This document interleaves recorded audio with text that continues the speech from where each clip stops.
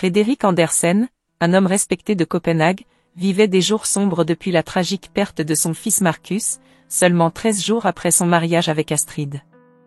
Le chagrin pesait lourdement sur ses épaules, rendant chaque jour plus difficile à supporter.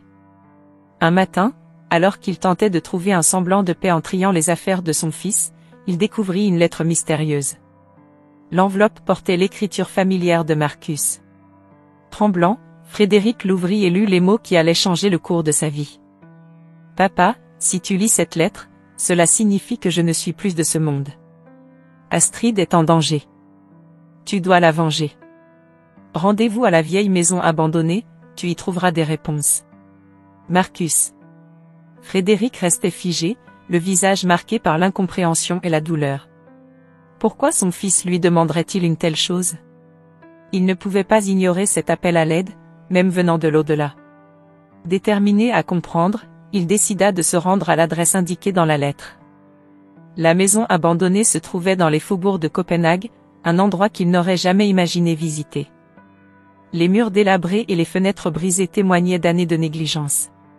Frédéric poussa la porte, surmontant sa réticence, et entra dans l'obscurité poussiéreuse. À l'intérieur, il trouva une série d'indices qui semblaient raconter une histoire troublante. Des photos anciennes, des documents épars, tout semblait pointer vers un passé que ni Marcus ni Astrid n'avaient partagé avec lui. Alors qu'il examinait une pile de vieux papiers, une voix familière le fit sursauter. « Frédéric ? Que fais-tu ici ?» demanda Lars, un vieil ami de Marcus, debout dans l'ombre. « Lars ?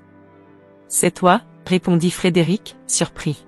« Je pourrais te poser la même question. » Lars s'approcha, son visage grave. « Je savais que tu finirais par venir ici. Marcus m'a parlé de cette maison avant de partir. » Frédéric sentit la tension monter. « Tu sais ce qui est arrivé à Marcus? Pourquoi il m'a laissé cette lettre? » Lars hésita, puis soupira profondément. « Je ne sais pas tout, mais je sais qu'Astrid a un passé compliqué. Marcus avait découvert quelque chose d'important avant sa mort. » Frédéric, en proie à une multitude d'émotions, continuait de fouiller parmi les documents. Soudain, il tomba sur une note dissimulée sous une pile de vieux livres. Elle mentionnait un homme nommé Ulrich et un rendez-vous secret. Frédéric montra la note à Lars, cherchant des réponses. « Ulrich ? Ce nom me dit quelque chose, » murmura Lars, plissant les yeux. « Il pourrait être la clé de tout cela. Tu dois le trouver. » Frédéric hocha la tête, la détermination remplaçant peu à peu la confusion. « Merci, Lars. Je vais suivre cette piste. Marcus mérite la vérité, et Astrid mérite justice. » Avant de quitter la maison, Frédéric jeta un dernier regard autour de lui.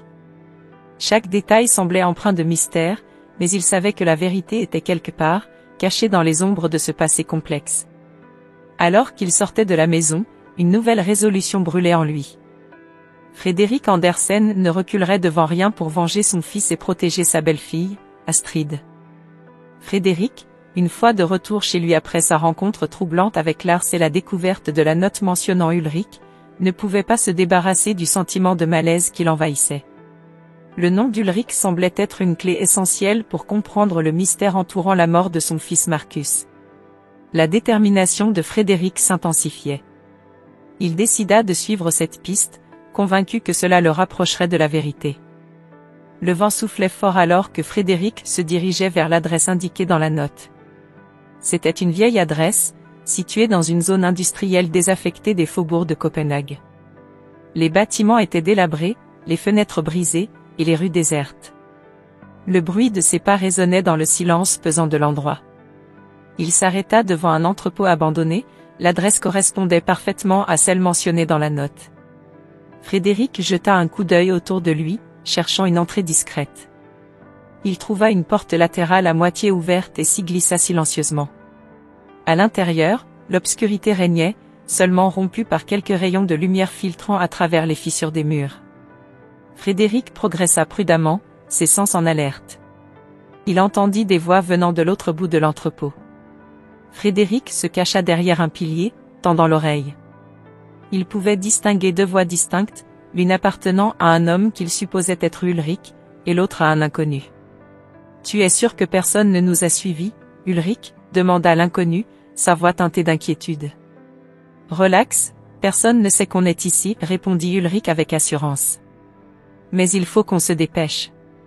Les flics commencent à poser trop de questions sur la mort de ce gamin. Frédéric sentit son cœur s'accélérer. Il parlait de Marcus. Il se rapprocha discrètement, prenant soin de rester hors de vue. Et la femme, continua l'inconnu. Elle pose des problèmes? Astrid, ricana Ulrich. Elle pense qu'elle est hors de danger, mais elle ne sait pas ce qui l'attend. Frédéric serra les poings, une rage froide l'envahissant. Il devait en savoir plus, mais il ne pouvait pas risquer de se faire repérer. On doit s'assurer qu'elle se taise pour de bon, dit Ulrich d'un ton menaçant. Sinon, tout notre réseau pourrait tomber. Frédéric recula lentement, son esprit tourbillonnant avec les informations qu'il venait d'entendre. Il devait sortir d'ici avant d'être découvert. Alors qu'il se dirigeait vers la sortie, il fit accidentellement tomber une vieille canette, produisant un bruit métallique. « Qui est là ?» s'écria Ulrich, alerté. « Montre-toi !» Frédéric n'attendit pas une seconde de plus.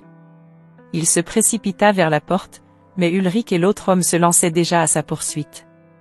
Frédéric courait à toute vitesse à travers les ruelles sombres, son souffle court. Il pouvait entendre les pas de ses poursuivants se rapprocher. Dans un dernier effort désespéré, il bifurqua dans une petite ruelle et se cacha derrière un conteneur. Les hommes passèrent devant sans le voir. Frédéric resta immobile, son cœur battant la chamade. Il attendit que leur voix s'éloigne avant de sortir de sa cachette. Il avait échappé de justesse. De retour chez lui, Frédéric était épuisé, mais sa détermination n'avait jamais été aussi forte. En entrant dans son salon, il remarqua une enveloppe posée sur la table. Son cœur se serra en reconnaissant l'écriture de Marcus. Tremblant, il ouvrit la lettre. « Papa » commençait la lettre. « Je savais que tu trouverais Ulrich. Mais il y a encore des choses que tu dois savoir. Eric, un ancien ami d'Astrid, peut t'aider. Va le voir. Il te dévoilera des vérités que tu ne peux imaginer. » Frédéric serra la lettre contre lui. Il savait que la route serait longue et dangereuse, mais il ne reculerait devant rien pour découvrir la vérité et obtenir justice pour Marcus et Astrid. Frédéric, déterminé à découvrir la vérité, se dirige vers le café isolé où il doit rencontrer Eric. L'air est chargé de tension alors qu'il entre dans l'établissement discrètement éclairé, cherchant du regard l'homme qui pourrait détenir des réponses cruciales. Eric, un homme dans la quarantaine aux traits marqués par les années et l'expérience, l'attend dans un coin reculé. « Vous devez être Frédéric », dit Eric en se levant pour lui serrer la main. « Oui, c'est moi. »« Merci d'avoir accepté de me rencontrer », répond Frédéric en s'asseyant. La conversation commence par des banalités, mais Frédéric est impatient d'en savoir plus sur le passé d'Astrid. Il ne tarde pas à dévoiler la véritable raison de sa visite. « Je suis ici parce que Marcus, mon fils, m'a laissé une lettre avant sa mort. Il m'a demandé de venger Astrid. » Eric hoche la tête, l'air sombre. Astrid avait un passé compliqué, Frédéric. Elle n'était pas seulement la femme douce et aimante que vous connaissiez. Elle avait des ennemis puissants. Frédéric fronce les sourcils. Quels ennemis? Christian, répond Eric sans hésiter. Christian est un magnate des affaires, un homme impitoyable. Lui et Astrid étaient autrefois partenaires commerciaux, mais leur relation s'est détériorée.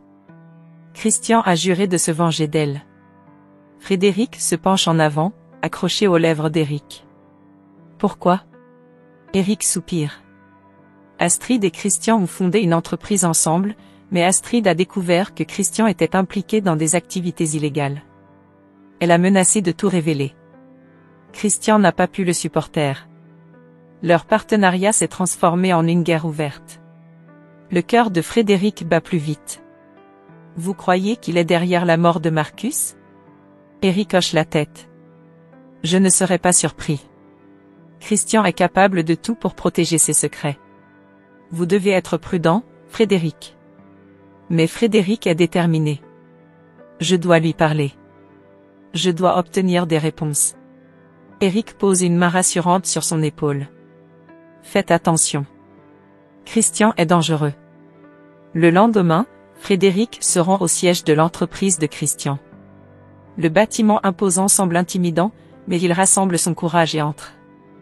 Après avoir demandé à voir Christian, il est conduit dans un bureau luxueux où l'homme d'affaires l'attend, un sourire calculé sur les lèvres. « Frédéric, quel plaisir de vous voir », dit Christian avec une fausse cordialité. Frédéric ne perd pas de temps en politesse. « Je sais que vous avez eu des différends avec Astrid. Je veux des réponses sur la mort de mon fils. » Christian continue de sourire, mais ses yeux se durcissent. « Je ne sais pas de quoi vous parlez. Astrid et moi avons eu nos désaccords, certes, mais je n'ai rien à voir avec la mort de votre fils. » Frédéric serre les poings, sentant la colère monter en lui. « Je ne vous crois pas. J'ai entendu des choses, et je suis prêt à tout pour découvrir la vérité. » Christian se lève lentement, son visage se transformant en masque de menace. « Écoutez-moi bien, Frédéric. Vous feriez mieux de ne pas fouiller davantage. Vous ne savez pas dans quoi vous vous embarquez. » Frédéric soutient son regard, refusant de se laisser intimider. « Je n'ai plus rien à perdre. Vous entendrez parler de moi à nouveau. » Sans attendre de réponse, Frédéric quitte le bureau, son esprit tourmenté par les nouvelles informations. Il sait désormais que Christian est au cœur de cette sombre affaire, et il est prêt à tout pour le confronter et obtenir justice pour Marcus et Astrid. Alors qu'il marche dans les rues de Copenhague, Frédéric réalise que la route devant lui est parsemée de dangers, mais il est résolu à aller jusqu'au bout. Le souvenir de son fils et la volonté de protéger la mémoire d'Astrid le poussent à continuer, peu importe le prix. Frédéric était assis à son bureau, une lueur de détermination dans les yeux. Devant lui, une preuve cruciale, un enregistrement audio compromettant qu'il liait directement Christian à la mort de Marcus. Il se rappelait encore les mots d'Éric, « Christian est un homme puissant, mais il a laissé des traces. Cherche bien. » Et Frédéric avait cherché, fouillant dans les méandres des affaires troubles de Christian jusqu'à ce qu'il trouve cet enregistrement. Il appuya sur le bouton « Play » et écouta une fois de plus la conversation entre Christian et Ulrich. Les voix étaient claires, les intentions criminelles indiscutables. « Il doit disparaître », disait Christian. « Marcus en sait trop. » Frédéric serra les poings. Il savait que cette preuve pouvait enfin lui donner la justice qu'il cherchait désespérément. Cependant, Frédéric sous-estimait la vigilance de Christian. À peine avait-il quitté sa maison pour confronter Christian que deux hommes de main l'avaient intercepté dans une ruelle sombre. « On vous attendait, Frédéric, » dit l'un des hommes en le saisissant violemment par le bras. Frédéric fut emmené dans un lieu secret, un entrepôt abandonné en périphérie de la ville. Là, il fut jeté dans une cellule sombre où il rencontra d'autres captifs. Parmi eux, une femme au regard perçant qui se présenta comme Ingrid, une ancienne associée d'Astrid. « Christian a détruit la vie de beaucoup de gens, » murmura-t-elle.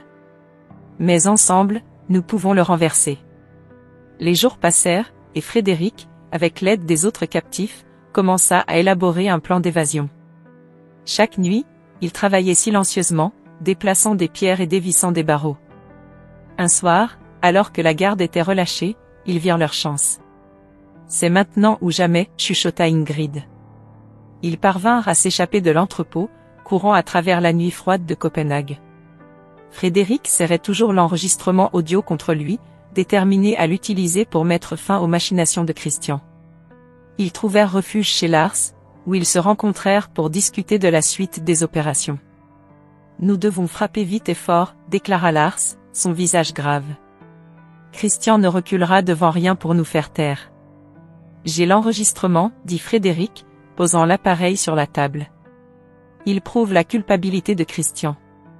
Mais nous avons besoin de plus. Plus de preuves, plus de témoins. » Éric, qui était resté silencieux jusque-là, prit la parole. « Je connais quelqu'un. Un ancien employé de Christian, qui pourrait témoigner. Il a toujours eu peur de parler, mais avec ce que nous avons maintenant, il pourrait changer d'avis. » Ils passèrent les jours suivants à rassembler des preuves supplémentaires et à convaincre d'autres victimes de Christian de témoigner. Chaque nouveau témoignage renforçait leur cause, et ils savaient qu'ils se rapprochaient de leur objectif. Un soir, alors qu'ils étaient tous réunis dans la petite maison de Lars, Frédéric se leva et déclara « Il est temps. Nous avons tout ce qu'il nous faut. Demain, Nous confronterons Christian et mettrons fin à son règne de terreur. Le lendemain, armés de leurs preuves et de leur détermination, Frédéric, Lars et Eric se préparèrent pour leur confrontation finale. Ils savaient que ce ne serait pas facile, mais ils étaient prêts à tout pour rendre justice à Marcus et à Astrid. Alors qu'ils se dirigeaient vers le siège de l'entreprise de Christian, Frédéric sentit une étrange sensation de calme. Il savait que, quoi qu'il arrive, il avait fait tout ce qui était en son pouvoir pour honorer la mémoire de son fils et protéger ceux qu'il aimait. La porte de l'entreprise de Christian se profilait devant eux, et Frédéric prit une profonde inspiration. « C'est maintenant ou jamais, murmura-t-il, serrant la main de ses compagnons. Ensemble, ils entrèrent, prêts à affronter leur destin. Frédéric, Lars et Eric se tenaient fermement unis devant le manoir opulent de Christian, leur cœur battant à l'unisson sous le poids de l'anticipation et de l'adrénaline. La soirée de gala battait son plein, illuminant le bâtiment d'une lumière éclatante et festive, contrastant avec les ténèbres des actes qui allaient être dévoilés en son sein. « Nous devons être rapides et précis, murmura Lars, les yeux fixant l'imposante façade. Une fois à l'intérieur, nous nous dirigerons directement vers la salle de bal. » Frédéric hocha la tête, serrant dans sa poche l'enregistrement audio compromettant qu'ils avaient réussi à sécuriser. « Nous devons nous assurer que tout le monde entend cela, ajouta-t-il, sa voix ferme mais empreinte de tension. Eric, calme mais déterminé, répondit, « Je m'occuperai de la diffusion en direct. Vous deux, assurez-vous que Christian ne puisse pas s'échapper. » Ils entrèrent discrètement, profitant de la distraction offerte par le gala. Les invités, vêtus de leurs plus beaux atours, se déplaçaient sans se douter du drame imminent. Eric se faufila vers la régie technique tandis que Frédéric et Lars se dirigeaient vers Christian, qui se tenait au centre de la salle, entouré de ses acolytes. Alors qu'Eric lançait la diffusion en direct, la voix de Marcus résonna dans la salle, captant instantanément l'attention. L'enregistrement dévoilait sans détour les manipulations perfides et les meurtres orchestrés par Christian, transformant l'atmosphère festive en une scène de stupéfaction et d'indignation. « Qu'est-ce que c'est que ça ?» s'écria Christian, son visage blêmissant tandis qu'il réalisait ce qui se passait. Il tenta de s'éclipser discrètement, mais Frédéric et Lars étaient déjà sur lui.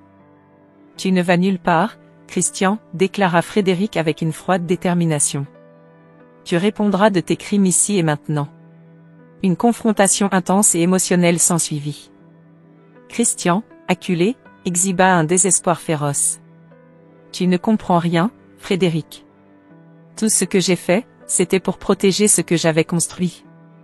Et pour cela, tu as tué mon fils et détruit la vie d'innocents, rétorqua Frédéric, sa colère palpable. La justice te rattrapera. Soudain, les sirènes de police retentirent à l'extérieur, amplifiant la tension. Les invités, choqués, s'écartèrent lorsque les forces de l'ordre pénétrèrent dans la salle.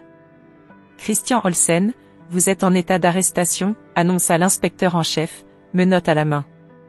Christian tenta une dernière fois de se débattre, mais Frédéric et Lars le maintinrent fermement jusqu'à ce que les policiers le maîtrisent. Alors que Christian était emmené, Frédéric sentit une vague de soulagement le submerger.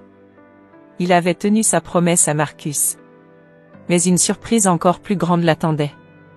Alors que les invités étaient écartés et que l'agitation commençait à se calmer, une silhouette familière apparut à l'entrée de la salle de bal. « Marcus » murmura Frédéric, incrédule. Son fils, qu'il croyait mort, se tenait là, vivant et bien. « Oui, père » répondit Marcus, les yeux brillants d'émotion. « Je suis désolé pour la douleur que ma disparition a causée. Mais c'était le seul moyen de démasquer Christian et de protéger Astrid. » Frédéric, submergé par un mélange d'incrédulité, de joie et de soulagement, s'approcha de son fils et l'enlaça avec force. « Tu es vivant ? Marcus, tu es vivant !» Lars et Eric, émus par la réunion, sourirent en voyant la famille enfin réunie. « Nous avons réussi, » dit Eric, posant une main amicale sur l'épaule de Frédéric. « Oui, » acquiesça Frédéric, les larmes aux yeux. « Nous avons réussi. » Les coupables étaient enfin punis, et les héros de cette histoire de vengeance et de résilience personnelle avaient reçu leur récompense.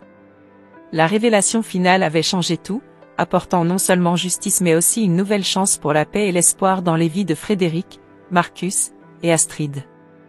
Si vous avez suivi jusqu'ici, abonnez-vous à la chaîne pour plus d'histoires émouvantes et captivantes comme celle-ci.